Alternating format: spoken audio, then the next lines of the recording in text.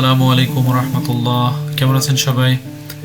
আপনারা যারা আমার মালয়েশিয়া সিরিজের লাস্টের 3টা ভিডিও দেখেছেন তারা সবাই অলরেডি জানেন যে এটা হতে যাচ্ছে আমার মালয়েশিয়া সিরিজের শেষ ভিডিও। আমি আপনাদের সাথে আজকে মালয়েশিয়ার দুইটা খুবই জনপ্রিয় এবং বিখ্যাত দুটি মসজিদ, সেই দুটি মসজিদের কিছু ফুটেজ আপনাদের সাথে শেয়ার করব। আমার মালয়েশিয়া সিরিজের ভিডিও এখানেই শেষ হয়ে যাচ্ছে, কারণ আমি মালয়েশিয়াতে খুব অল্প কয়েকটা দিনের জন্য গিয়েছিলাম, সো অনেক বেশি ঘুরতে পারিনি। সো এই জন্য ভিডিও আর বেশি লম্বা হবে না, এটাই হচ্ছে মালয়েশিয়া সিরিজ শেষ হয়ে যাবে। এরপর থেকে আপনার আমি যে নর্মাল যে ভিডিওগুলো মেক করে থাকি বিভিন্ন লোকেশনের ন্যাচারাল পরিবেশের, সো সেই জিনিসগুলো আপনাদের সাথে শেয়ার করব। এবং আমি যেখানে থাকি অকল্যান্ডে, সো এইখানের বিভিন্ন অনুষ্ঠান বা বিভিন্ন প্রোগ্রাম বা এইখানের যে বিভিন্ন ভিডিওগুলো আমি নর্মালি আপনাদের সাথে শেয়ার করি, সেই রিলেটেড ভিডিও আবার নতুন করে শুরু হয়ে যাবে। সো যে মসজিদে এখন আমি আসছি এবং যে মসজিদের ভিডিও আপনারা দেখছেন, এটা হচ্ছে সুলতান আব্দুল সামাদ জামেক মসজিদ। এই মসজিদটা মালয়েশিয়ার অনেক পপুলার এবং খুবই দৃষ্টিনন্দন একটা মসজিদ। এখানে শুধুমাত্র যে মুসলিম ভিজিটর্সরাই আসে সেরকম না, এই মসজিদে মুসলিমদের পাশাপাশি বিভিন্ন ধর্মের ভিজিটর্সরা এখানে আসে। এবং একটা সারপ্রাইজিং বিষয় হচ্ছে যে এই মসজিদটা ঘুরে দেখার জন্য যারা আপনার নন মুসলিম, সো সেই সব ছেলে এবং মেয়েরা, তাদের জন্য খুব ভালো ব্যবস্থা আছে। অর্থাৎ মসজিদের ঢোকার সময় হাতের বাম পাশে একটা ব্যবস্থা করা আছে যে সেখান থেকে তারা মহিলারা যারা আছে, মেয়েরা ভিজিটর্স, তারা একটা বড় গাউনের মতো আছে, যেটা একদম পুরো মাথার থেকে শুরু করে পা পর্যন্ত ঢেকে যায় এরকম।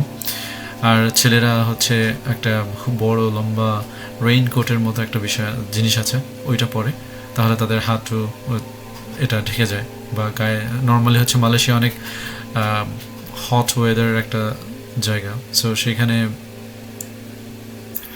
গায়ে কাপড় দিয়ে খুবই কম ফরেনার আছে যে যারা খুব বেশি কাপড় চোপড় পরে ঘোরে, তারা খালি গায়ে নর্মালি ঘোরে। সো মসজিদের ভিতরে ডেফিনেটলি এরকম সিচুয়েশনে যাওয়া কোনো সুযোগ নেই, সেই জন্যই এই ব্যবস্থা করা। সো খুব ভালো একটা ব্যবস্থা।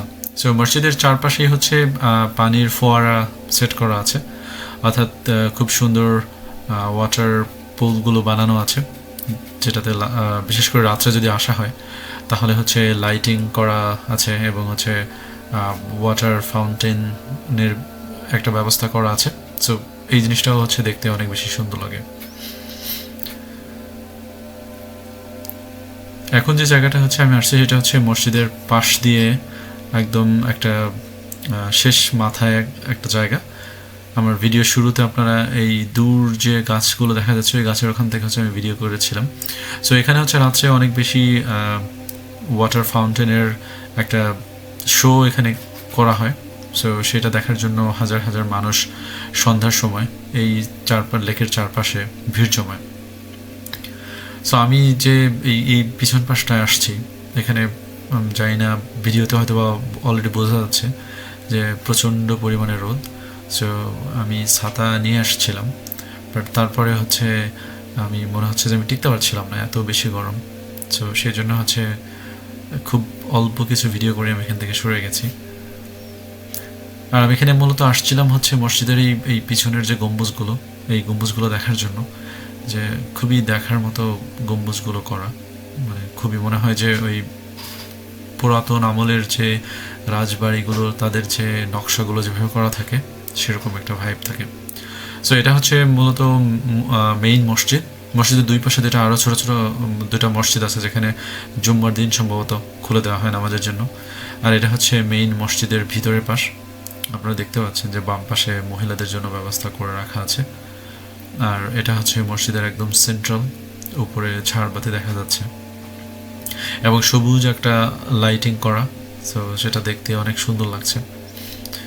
মসজিদের ভিতরে একটা জিনিস খুবই সারপ্রাইজিং, সেটা যে এখানে কয়েকজন মহিলা এবং কয়েকজন পুরুষ, তারা সারাদিন আমার মনে হয় এখানে থাকে।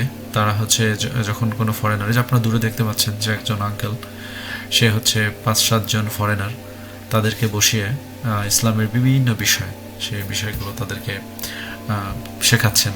এবং ইসলাম ধর্মটা কীভাবে আসলো, আমরা যে সবাই ইব্রাহিম আলাইহিস সালামের কাছ থেকে এসেছি, বিভিন্ন যে ধর্মগুলো এখন আছে দুনিয়াতে, যেমন জুইশ আছে, খ্রিস্টান আছে, সো এই ধর্মগুলো যে আসছে ইব্রাহিম আলাইহিস সালামের কাছ থেকে, সেই বিষয়গুলো হচ্ছে এখানে শেখানো হয়। সো এই মসজিদ ঘোরা শেষ হলে আমরা বের হই। বের হওয়ার পরে এই তিনজন শিল্পীকে আমরা এখানে দেখি, যারা এখানে বাদ্যযন্ত্র বাজিয়ে গান টান করছিল। এরপরে হচ্ছে আমরা চলে আসি অন্য একটা মসজিদে। এই মসজিদটা হচ্ছে ন্যাশনাল মসজিদ অফ মালয়েশিয়া। সো মালয়েশিয়ার ন্যাশনাল মসজিদ, এটা হচ্ছে আপনারা যারা মালয়েশিয়াতে গেছেন আপনারা সবাই জানেন যে সেন্ট্রাল মার্কেট নামে একটা লোকেশন আছে। সো এই সেন্ট্রাল মার্কেটের পাশেই হচ্ছে এই ন্যাশনাল মসজিদ। ন্যাশনাল মসজিদ এটাও অনেক বিশাল বড় মসজিদ। সো মসজিদের এক পাশ থেকে আর এক পাশে যেতে হলে আপনাকে একটু অনেক লম্বা পথ হাঁটতে হয়। হাঁটতে হাঁটতে আপনার একসময় মনে হয় যে এত বড় মসজিদ কীভাবে। সো এনিওয়ে, এই মসজিদের যে বিষয়গুলো আমার কাছে খুবই আকৃষ্ট করছে, শুধু এই মসজিদ না, আমি মালয়েশিয়াতে যে কটা মসজিদে গিয়েছি, যে প্রত্যেকটা মসজিদে আপনার কিছু মানুষ তারা সবসময় এখানে কাজ করে, এবং কিছু মানুষ তারা হচ্ছে ইসলাম প্রসারের জন্য ইসলাম সম্পর্কে মানুষকে ইনফরমেশন দেওয়ার জন্য সবসময় মসজিদের ভিতরে থাকে, কাজ করে। সেটা পুরুষও আছে, মহিলাও আছে। সো এই মসজিদেও সেম, আপনি যখন আসবেন ভিতরে, আচ্ছা এর আগে একটা কথা বলি, যে এই যে আঙ্কেলকে দেখলেন, উনি হচ্ছে আমাদেরকে বলছিলেন যে উনি আমাদের কিছু ছবি তুলে দেবেন। সো সেই জন্যই হচ্ছে আঙ্কেল আমাদেরকে ডেকে নিয়ে আসছেন। এনিওয়ে, যেটা আমি বলতেছিলাম, যে এখানে প্রত্যেকটা মসজিদের ভিতরেই হচ্ছে ইসলাম প্রসারের জন্য কিছু লোক আছে যারা হচ্ছে এখানে কথা বলে, তারা হচ্ছে মানুষকে ইসলাম সম্পর্কে শেখায়।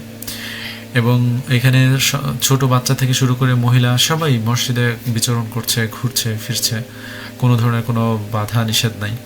সবাই মসজিদটাকে নিজের মনে করে এখানে যাওয়া আসা করে। এরকম একটা বিষয়, এরকম একটা মনে হয় যে আমরা যেমন একটু সময় পেলে আমরা মার্কেটে যাই ঘুরতে, আমার কাছে মনে হয়েছে যে এইখানে এই দেশের মানুষও মানে তাদের সময় হলেই সন্তানদেরকে নিয়ে, বাচ্চাদেরকে নিয়ে মসজিদে চলে আসে, এখানে এসে সময় কাটায়। তো এই বিষয়টা আমার কাছে খুবই ভালো লাগছে। সো এটা হচ্ছে মসজিদের আর একটা পাশ।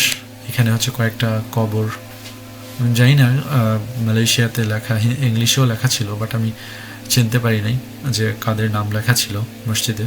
এখানে কিছু কবর আছে এখানে। সো কবরগুলো কার আমি সঠিক জানি না, বাট যে ওয়েতে এটাকে ডেকোরেট করা, মাশাআল্লাহ, খুবই সুন্দর।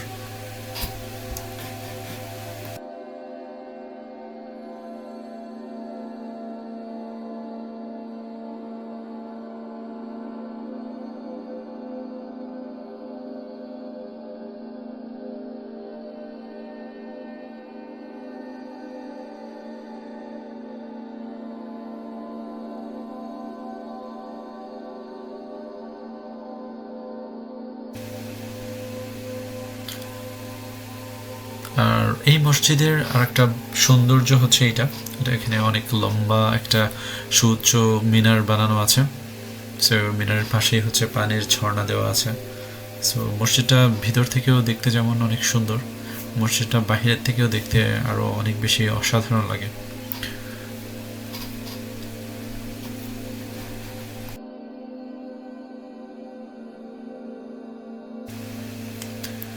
এটা হচ্ছে এই ন্যাশনাল মসজিদের একদম মেইন যে বিল্ডিংটা, সেটার গম্বুজ। সো দেখতেই পাচ্ছেন, এটা হচ্ছে আপনারা যারা হচ্ছে আর্তুরুল গাজী এই সিরিজগুলো দেখেছেন, সো তারা জানেন যে এই ধরনের কারুকাজ করা, এই ধরনের একটা ভাইব, এরকম রাউন্ড শেপের আমরা টার্কি যে সিরিজগুলো দেখি, সেই সিরিজে তাদের যে ঘরের ভিতরে যখন দেখায় তখন এরকম একটা ভাইব আমরা পাই, যেটা হচ্ছে মসজিদের ভিতরে যে আমার মনে হচ্ছিল যে খুবই অসাধারণ কারুকাজ করা। এবং হচ্ছে প্রত্যেকটা পিলারগুলোকে কত নিখুঁতভাবে, টাইলসগুলো কীভাবে সেট করা হয়েছে, খুবই অসাধারণ।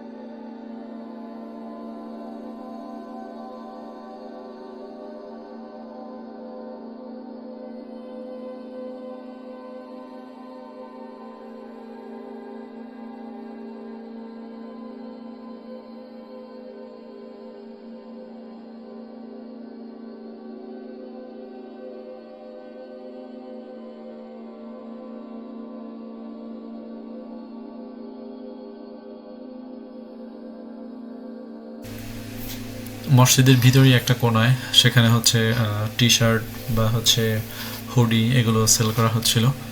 এখানে আরবিতে এবং হচ্ছে মালয়েশিয়ান এবং হচ্ছে ইংলিশ এই তিনটা ভাষাতেই বিভিন্ন স্লোগান লেখা, বিশেষ করে গাজার প্যালেস্টাইন ফ্রি প্যালেস্টাইনের যে স্লোগানগুলো দেওয়া ছিল সেগুলো অসাধারণ। পাশেই হচ্ছে একটা টুপি আতরের দোকান এবং অবশ্যই অফকোর্স যেটা আমি বলেছিলাম যে এখানে এরা মসজিদটাকে একদম নিজেদের একটা ডেইলি যাতায়াতের জায়গা মনে করে। সো এখানে খাবারের দোকান, খাবারের বিষয় আশায় থাকবে। সো এটাই খুব স্বাভাবিক। এই তো মসজিদের আশেপাশে কিছু ব্যালকনি বানানো আছে, সে ব্যালকনি থেকে আপনি খুব সুন্দর সুন্দর ভিউ দেখতে পারবেন শহরের। আর আপনারা সবাই জানেন যে মালয়েশিয়ার যে কুয়ালালামপুর সিটিটা, এটা পুরোটাই হচ্ছে বলা যায় যে দুনিয়ার যত আধুনিক বিল্ডিং আছে সেই বিল্ডিংয়ের একটা শহর। সো আপনি যখনই এই শহরের একটু দূরে যে শহরটাকে তাকাবেন শহরের দিকে, তখন আপনি অসাধারণ অসাধারণ বিল্ডিং দেখবেন এবং প্রত্যেকটা বিল্ডিং হচ্ছে ইউনিক এবং অনেক টল এবং হচ্ছে অনেক আর্কিটেকচার যে একটা যদি প্রতিযোগিতা হয়, আমার মনে হয় যে এই মালয়েশিয়ার যে আর্কিটেক্টগুলো আমরা দেখতে পাই চোখে, এগুলো একটা ভালো পজিশনে নিয়ে নেবে। যেমন এই যে একটা মার্দেকা টাওয়ার, এটা জানি না আপনাদের কাছে কী মনে হয়, আমি এটার দিকে যখনই তাকাই তখন আমার কাছে মনে হয় যে এলিয়ানদের পৃথিবী থেকে কোনো কিছু আমাদের এখানে কিছু রেখে গেছে, এরকম মনে হয়। সো এই তো মূলত এগুলোই ছিল আপনাদের সাথে শেয়ার করার। আর যারা আমার ভিডিওগুলো সম্পূর্ণ দেখছেন সবাইকে অনেক বেশি আবার শুভেচ্ছা জানাই। আর ভালো থাকবেন সবাই। নেক্সট আমার যে ভিডিওগুলো আসছে, আমি বাংলাদেশেও গিয়েছিলাম, সেখানে কিছু ভিডিও আছে, সো সেই ভিডিওগুলো আপনাদের সাথে শেয়ার করব। সো ভালো থাকেন, আল্লাহ হাফেজ, আসসালামু আলাইকুম। تذهب النفس حسرة وقد قسم الرحمن رزق الخلائق وقد قسم الرحمن رزق الخلائق إذا المرء لا يرعاك إلا